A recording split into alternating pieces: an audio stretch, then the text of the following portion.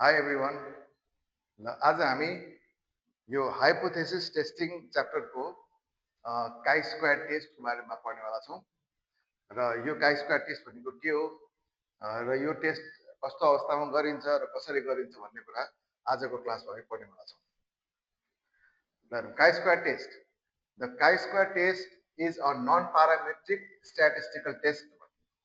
Non-parametric यो non parametric test भनेको के हो भन्दाखेरि यसमा चाहिँ मिन स्ट्यान्डर्ड डेभिएसन भेरिएन्स जस्ता कुराहरू आयो भने यो चाहिँ प्यारामेट्रिक टेस्ट हुन्छ। डेटाको बारेमा क्याटेगोरिकल भेरिएबल्सको बारेमा चाहिँ हामीले टेस्ट गर्छौँ भने यसलाई हामी नन प्यारामेट्रिक टेस्ट भन्छौँ है।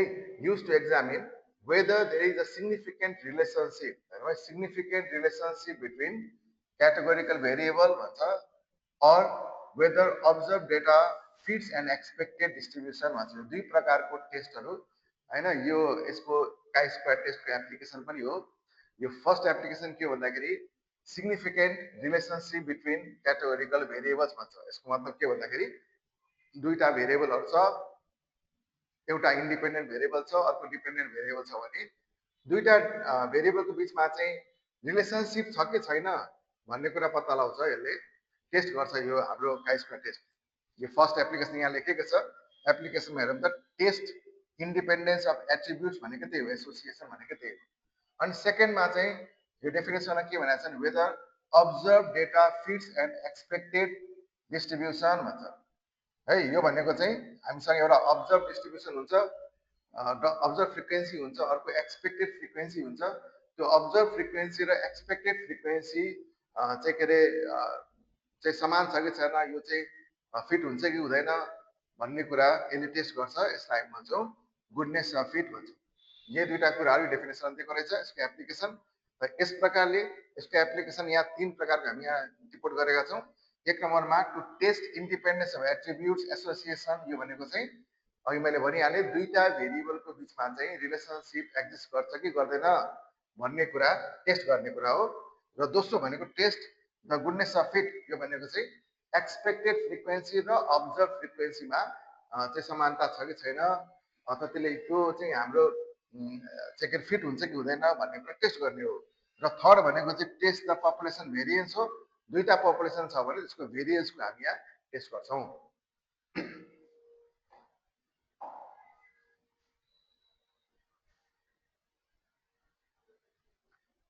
ल आजको क्लासमा हामी to test the independence of attributes association पढ्छौँ। यो गुडनेस अफ फिट हामी यसको लागि अर्कै भिडियो बनाउला हैन।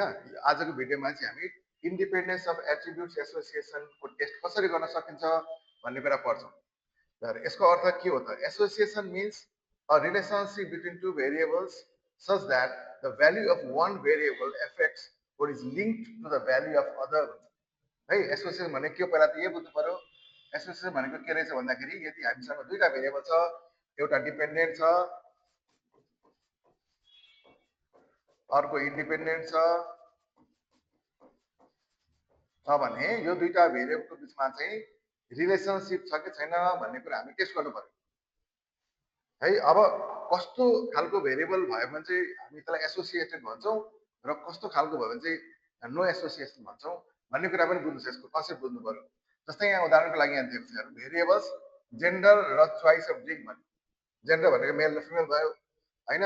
चोइस अफ ड्रिङ्क भनेको अब कफी खाने कि चिया खाने कि मेललाई चिया मनपर्छ कि फिमेललाई कफी मात्रै मनपर्छ कि अथवा मेललाई कफी मनपर्छ फिमेललाई चाहिँ चिया मात्रै मनपर्छ अथवा दुईटैलाई कफी मनपर्छ कि, यस्तो किसिमको हामी चाहिँ टेस्ट गर्न गइरहेछौँ। सो यहाँ के भन्छ भने if males mostly prefer tea, मेललाई चाहिँ चिया मन पर्यो, and females mostly prefer coffee, फिमेललाई चाहिँ कफी मन पर्यो भने there is association between gender and drink choice. किन भयो त भन्दाखेरि यो जेन्डर र ड्रिङ्क चोइस भनेको दुईटा भेरिएबल भयो। यहाँनिर मेल र फिमेललाई चाहिँ फरक फरक चाहिँ के अरे चोइस भयो ड्रिङ्कको हैन। मेल र फिमेलको चोइस चाहिँ फरक फरक भयो। यो फरक फरक हुनुको अर्थ के भन्दाखेरि यो जेन्डरले त जेन्डर मेल हुने कि फिमेल हुने त्यसले त ड्रिङ्कको चोइसलाई त असर पार्दो रहेछ नि त, त्यस कारणले यो के भयो एसोसिएटेड भयो। ओके, अब मानौ मेललाई पनि कफी नै मनपर्छ फिमेललाई पनि कफी नै मनपर्छ भने यो मेल र फिमेलको फरकले जेन्डरको फरकले त चोइस अफ ड्रिङ्कलाई त फरक पारेन, असर पारेन, त्यस कारणले they are not associated. Okay, association भनेको के हो र नट एसोसिएसन भनेको के हो, यसको कन्सेप्टलाई बुझौँ। जस्तै यहाँ एउटा अर्को पनि उदाहरण दिएको छ, जस्तै भेरिएबल चाहिँ जेन्डर र ब्लड ग्रुप छ भने blood group does not depend on gender भन्छ। जेन्डर अनुसारले चाहिँ ब्लड ग्रुप हुने त होइन, मेलको चाहिँ एक प्रकारको ब्लड ग्रुप हुने, फिमेलको अर्को प्रकारको ब्लड ग्रुप हुने त होइन। त्यस कारणले गर्दाखेरि there is no association and they are independent भन्छ। ओके, एसोसिएसन भनेको यो रहेछ। अब यस्तो प्रकारको टेस्ट हामी कसरी गर्न सक्छौँ त भन्ने यहाँ दिएको छ, हेरौँ। टेस्ट अफ काई स्क्वायर होइन, एसोसिएसनको टेस्ट है।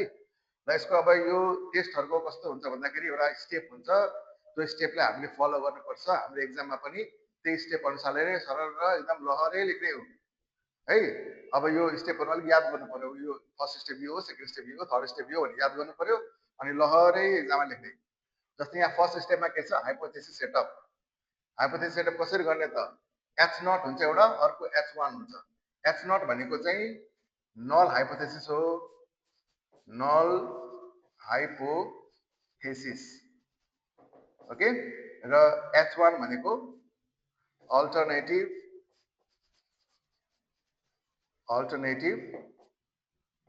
हाइपोथेसिस। यो दुईटा रहेछ। अब नल हाइपोथेसिस भने के हो, अल्टरनेटिभ हाइपोथेसिस भने के हो, यो त हामीले थ्योरेटिकल क्लासमा पढिसकेका छौँ हैन। अब नल हाइपोथेसिसले के भन्छ त, there is no relationship association between two attributes भन्छ है। अघि भने जस्तो चाहिँ दुईटा एट्रिब्युट्स, दुईटा भेरिएबलको बिचमा चाहिँ कुनै रिलेसनशिप छैन भन्छ जहिले पनि नल हाइपोथेसिसले है। सधैँ एकै नाच बनाउने हो, यो नो रिलेसनशिप बनाउने हो एच नटमा।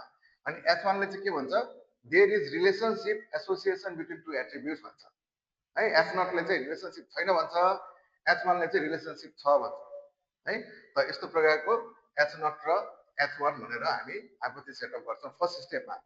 अनि सेकेन्ड स्टेपमा के गर्छौँ, टेस्ट स्ट्याटिस्टिक्स। अब हाम्रो मेन फर्मुला चाहिँ यो हो, काई स्क्वायर क्याल भनेको calculated equals to sigma summation O minus E को whole square divided by E। यो हाम्रो फर्मुला हो। O भनेको अब्जर्भ फ्रिक्वेन्सी, E भनेको एक्सपेक्टेड फ्रिक्वेन्सी है। र यदि हामीलाई क्वेसनमा टेबल दिएको छ भने त्यो एक्सपेक्टेड फ्रिक्वेन्सी चाहिँ हामी RT into CT divide by N गरेर निकाल्न सक्छौँ। RT भनेको चाहिँ रोको टोटल, CT भनेको कलमको टोटल, N भनेको त अब पपुलेसनको साइज भइहाल्यो है। RT NT भनेको यो कुनै ठुलो कुरा होइन, RT भनेको रोको टोटल रहेछ, CT भनेको चाहिँ कलमको टोटल रहेछ है। यो फर्मुला यो कपमा लेखौँ र यसलाई याद पनि गरौँ। त्यसपछि थर्ड स्टेपमा हामी आइपुग्छौँ। यहाँ लेभल अफ सिग्निफिकेन्स अल्फा आउँछ हैन। यसमा के हुन्छ भने हामीले इस्टिमेसनको च्याप्टरमा पनि पढ्यौँ, कति पर्सेन्ट कन्फिडेन्सका साथ हामी भन्न सक्छौँ कि त्यहाँ रिलेसनसिप एक्जिस्ट गर्छ भन्नेलाई हामी लेभल अफ सिग्निफिकेन्स भन्छौँ। यो लेभल अफ सिग्निफिकेन्स चाहिँ हामीलाई क्वेसनमै दिएको हुन्छ है। हाम्रो क्वेसनमा लेभल अफ सिग्निफिकेन्स दिएकै हुन्छ, 5%, 10%, 1% भनेर दिएको हुन्छ। त्यही पर्सेन्टेज अनुसारले हामी टेबलमा हेर्छौँ र फाइन्ड आउट गर्छौँ। त्यसपछि स्टेप 4 मा आउँछ degree of freedom. Degree of freedom भनेको यसको फर्मुला हो R-1 र C-1। R-1 भनेको रो -1, C-1 भनेको कलम -1 है। अब यो डिग्री अफ फ्रिडम भनेको चाहिँ के भन्दाखेरि कतिवटा चाहिँ भेरिएबल्सहरू लाई चाहिँ हामीले फ्रीली आफ्नो चोइसले त्यसको भ्यालुहरू राख्न सक्छौँ भन्ने डिग्री अफ फ्रिडम हो है। जस्तै कि भनौँ x plus y plus z equals to 3 छ भने हैन, y इक्वल टु 3 छ भने जस्तै z को भ्यालु हामीले x को भ्यालु आफ्नो मनले x को भ्यालु कुनै एउटा भ्यालु राख्न सक्छौँ, y को भ्यालु कुनै हिसाबले 1 राख्न सक्छौँ। तर यहाँ x को भ्यालु 2 राख्यौँ, y को भ्यालु 1 राख्यौँ भने हैन, z को भ्यालु त अलरेडी डिफाइन त्यहाँ 0 नै हुन्छ नि त, किनभने 2 + 1 गरिसकेपछि z को भ्यालु त 0 नै हुन्छ हैन। भनेपछि यसरी हामीले दुईटा चाहिँ भेरिएबल हामी राख्न सक्छौँ भन्नेलाई डिग्री अफ फ्रिडम भन्छौँ। ओके, कन्सेप्ट यो हो। तर अब यहाँ फर्मुला चाहिँ हाम्रो R-1 C-1 गर्ने हो। हाम्रो रो कतिवटा हुन्छ त्यसलाई -1 गरिदिने हो, कलम कतिवटा हुन्छ त्यसलाई पनि -1 गरिदिने हो, मल्टिप्लाई गरिदिनु सकियो है। अनि क्रिटिकल 5 मा सरी स्टेप 5 मा क्रिटिकल भ्यालु हामी निकाल्छौँ। क्रिटिकल भ्यालु भनेको चाहिँ हाम्रो किताबको पछिल्लो पन्नातिर चाहिँ एउटा टेबल दिएको हुन्छ, काई स्क्वायरको टेबल दिएको छ, त्यहाँ सबैको टेबल दिएको छ। त्यसमध्ये काई स्क्वायरको टेबल हामीले हेर्ने, त्यसमा चाहिँ लेभल पर्सेन्टेज लेभल हेर्ने होइन, र अनि डिग्री अफ फ्रिडम हेर्ने, त्यसको कम्बिनेसनमा चाहिँ हामी एउटा भ्यालु निकाल्ने, त्यो भ्यालुलाई नै हामी क्रिटिकल भ्यालु भन्छौँ। यो कसरी हेर्ने त्यो पनि म सिकाउँछु। अनि स्टेप 6 मा गएर हामी डिसिजन गर्छौँ। यहाँ चाहिँ डिसिजन के भन्दाखेरि हामीले क्याल्कुलेसन गरेको काई स्क्वायर चाहिँ यदि टेबलमा फाइन्ड आउट गरेको काई स्क्वायरको भ्यालु भन्दा कम छ अथवा बराबर छ भने हामी नल हाइपोथेसिसलाई एक्सेप्ट गर्छौँ। अदरवाइज हामी नल हाइपोथेसिसलाई रिजेक्ट गर्छौँ, र नल हाइपोथेसिसलाई रिजेक्ट गर्नु भनेको के हो, हाम्रो अल्टरनेटिभ हाइपोथेसिसलाई एक्सेप्ट गर्नु है। र त्यस आधारमा अनि कन्क्लुजन चाहिँ हामी आफ्नो क्वेसनमा के दिएको छ, कस्तो खाले प्रब्लम हो, त्यस हिसाबले हामी कन्क्लुजन गर्छौँ। यसरी यो 7 वटा स्टेपमा चाहिँ हामी यो काई स्क्वायर टेस्ट गर्न सक्छौँ, र यो स्टेपहरूलाई हामीले एकदमै यो याद गर्नु पर्यो, र यसलाई नै फलो गरेर हामी हिसाबहरू पुरा गर्नु पर्यो। ओके, ल यहाँनिर हाम्रो एउटा हिसाब छ, किताबको 14 नम्बर हो यो, अस्मिताको बुकको। A sample of 500 workers of a factory according to gender and nature of work is as follows. यहाँ जेन्डर दिएको रहेछ मेल र फिमेल, अनि नेचर अफ वर्क दिएको रहेछ टेक्निकल र नन टेक्निकल है। र मेलले चाहिँ यहाँ 200 जना मेलले टेक्निकल रहेछ, 50 जना मेल चाहिँ नन टेक्निकल रहेछ, फिमेल 100 जना टेक्निकल रहेछ, फिमेल चाहिँ नन टेक्निकल 150 रहेछ। यहाँ रोको पनि टोटल दिएको छ, कलमको पनि टोटल दिएको छ, ग्रान्ड टोटल पनि 500 दिएकै छ। ओके, यदि यो दिएको छैन भने हामीले आफ्नो टोटल त निकाल्न सकिहाल्छौँ। अब यहाँ के भन्छ, 5% लेभल अफ सिग्निफिकेन्समा चाहिँ हामीले टेस्ट गर्ने whether there exist any relationship between gender and nature of work भन्छ। रिलेसनसिप छ कि छैन भन्ने कुरा यसले फाइन्ड आउट गर्नु भन्यो। भनेपछि यो त्यो त हाम्रो ठ्याक्कै अघि पढेको एसोसिएसनकै यो हिसाब भयो होइन। र 5% लेभल अफ सिग्निफिकेन्स भनेको हाम्रो स्टेप कति 3 मा कि 4 मा थियो होइन, लेभल अफ सिग्निफिकेन्स स्टेप 3 मा थियो के अरे, त्यही लेभल अफ सिग्निफिकेन्स चाहिँ 5% हो। अब सबैभन्दा फर्स्ट स्टेप भनेको हामीले के गर्नु पर्यो त भन्दाखेरि हाइपोथेसिस सेटअप गर्नु पर्यो। हाइपोथेसिस सेटअप हो। अब हाइपोथेसिस सेटअप गर्दाखेरि अघि नै हामीले त्यहाँ लेखेका छौँ हैन, एच के अरे एच नट र null hypothesis alternative hypothesis setup गर्ने हो। एच नटले के भन्छ, यहाँ क्वेसनमा के छ हेर्नु, there exist any relationship between gender and nature of work भन्छ। अब हाइपोथेसिस एच नटले के भन्छ, there exist no relationship between gender and nature of work. H नटले जहिले पनि के भन्छ, एसोसिएसन छैन भन्छ हैन। त्यसै गरी अब एच वानले के भन्छ त, देयर एक्जिस्ट रिलेसनसिप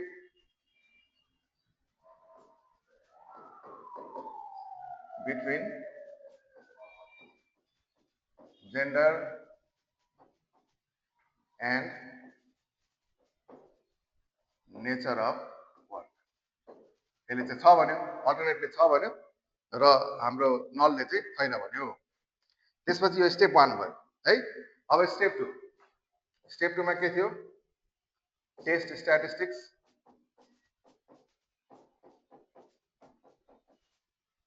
यो भयो है। अब यसको फर्मुला के थियो त, यो chi square calculated equals to summation O minus E को whole square divided by E. यो हाम्रो फर्मुला हो।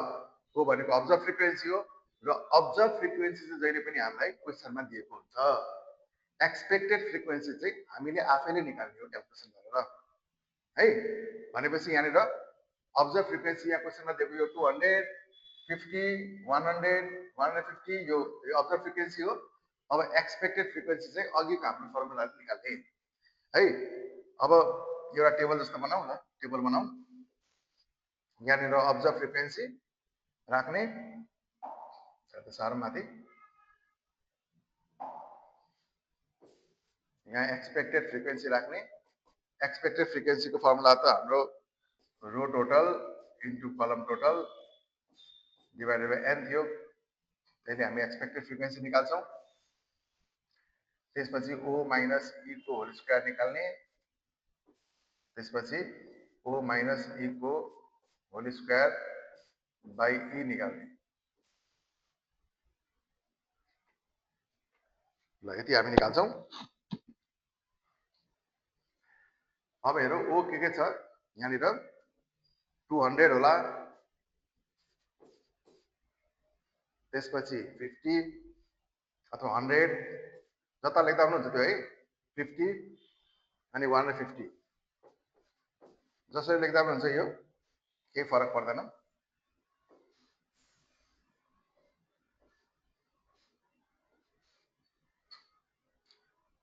ल हेरौँ अब यसको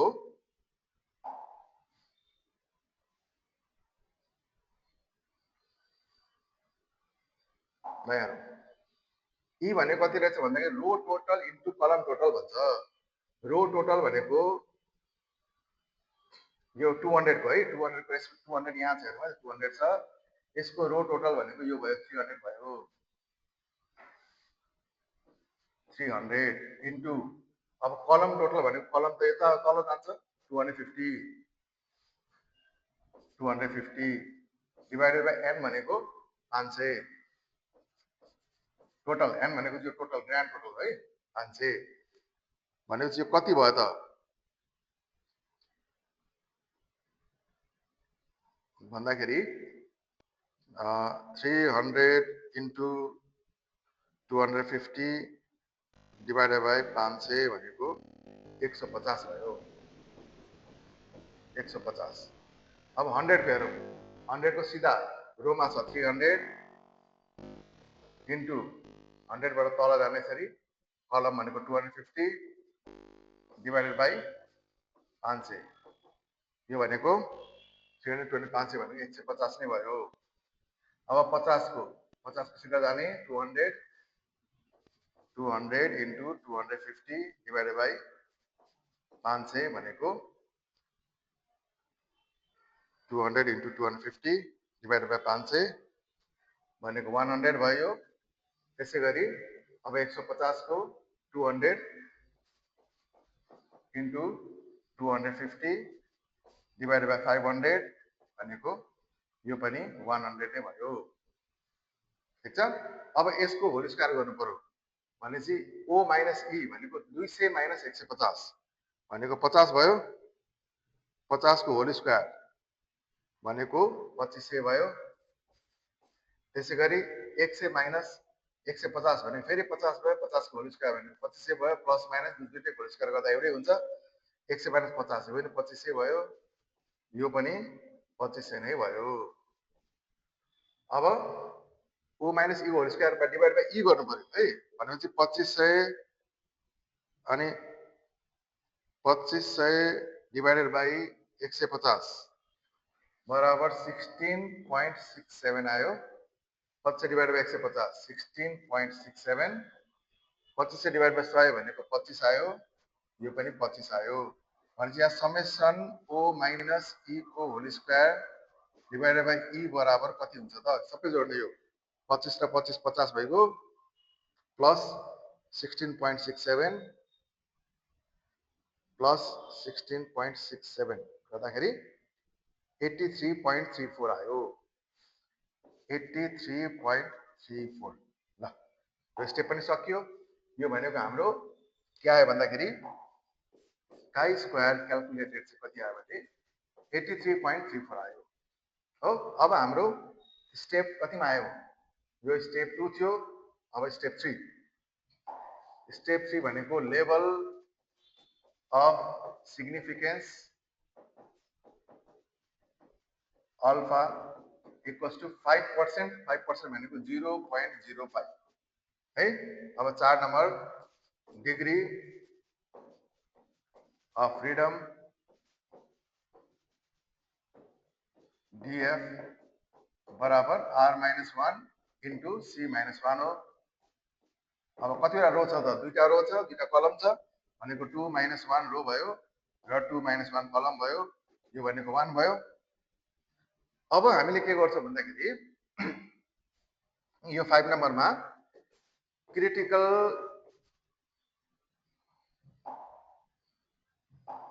क्रिटिकल भ्याल्यु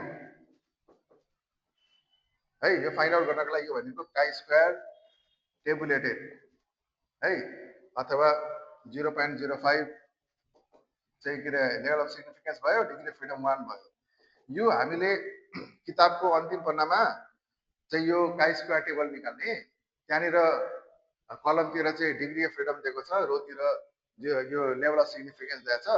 दुईटाको कम्बिनेसनमा हेर्ने है, दुईटा कम्बिनेसन हेर्दाखेरि हाम्रो कति आउँछ भन्दाखेरि 3.841 रहेछ, 3.841।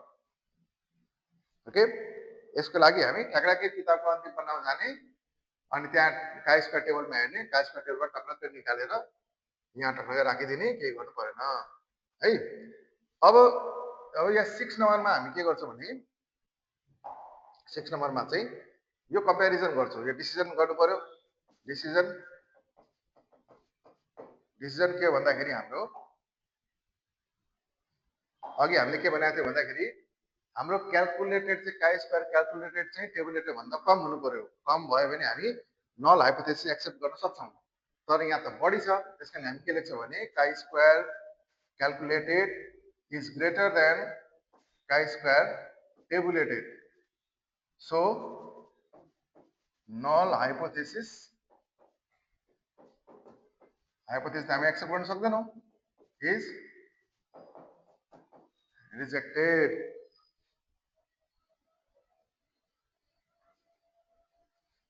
सेभेन नम्बर कन्क्लुजन, यो नम्बरिङ त नलेख्दा पनि हुन्छ। कन्क्लुजन के भन्दाखेरि since null hypothesis is rejected, so alternative hypothesis is accepted।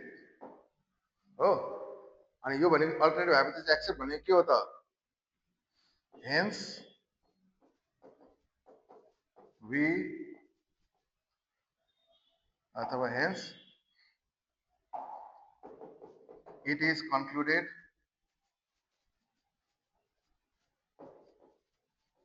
that, अघि नै हामीले सुरुमै फर्स्ट सिस्टममा बनाएको थियो नि अल्टरनेटिभ हाइपोथेसिस हैन, यसमा के रहेछ त भनेको there exist relationship, that there exists relationship between के थियो, रिलेशनशिप बिट्विन यहाँ छ हाम्रो gender and nature of work है, त्यही लेख्ने हो, between gender and nature of work, ल यसरी लेख्ने, टक्कै सक्यो हिसाब है। ल यो एकदमै इम्पोर्टेन्ट हिसाब हो यो। अब यसमा केही नबुझेको छ भने पछि सोध्नु होला, प्रतिक्रिया दिनु होला, तर यो अब हिसाब यति हो, एकदम सजिलो हिसाब छ र एकदमै इम्पोर्टेन्ट हिसाब हो यो है, एक्जाममा प्राय जसो आउने हिसाब हो। त्यस कारणले गर्दा यसलाई ध्यान दिएर हेरेर अनि यस्तै किसिमको हिसाबहरू अरू पनि किताबमा छ, यो प्र्याक्टिस गर्नु है। ल आजलाई यति नै गरौँ, धन्यवाद।